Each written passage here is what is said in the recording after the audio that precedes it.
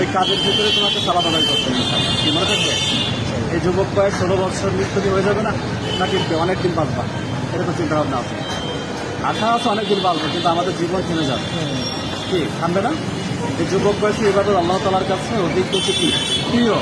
ওই মুরব্বীর বৃদ্ধ মানুষের প্রিয় প্রিয় না। আল্লাহ তাআলার কাছে কে পুলিশ, কে ফকির, কে কোটিপতি সব দেখে না। আল্লাহ কি দেখে? যে বান্দার ইবাদত দেখে। তুমি যেই কাজ করো, তুমি আপনাকে কাজ করে তোকে নামাজ পড়ে সুযোগ দেন না? ও কি বলতেছে? তোমাকে যে বলতেছে নামাজ পড়ে সুযোগ দিচ্ছে, মানে খালি রাইতে সুযোগ পাই, দিনে সুযোগ পাই না। দিনে দিনে আপনাকে সুযোগ দিবেন, ওকে নামাজের সুযোগ দিবেন। ঠিক আছে, আপনাকে বলে গেলাম। ঠিক আছে, আপনার তো দোকান, আপনি ওকে নামাজে ও বলতে সুযোগ পাচ্ছে না, তাহলে ওকে আপনি সুযোগ দিবেন ইনশাল্লাহ। ঠিক আছে,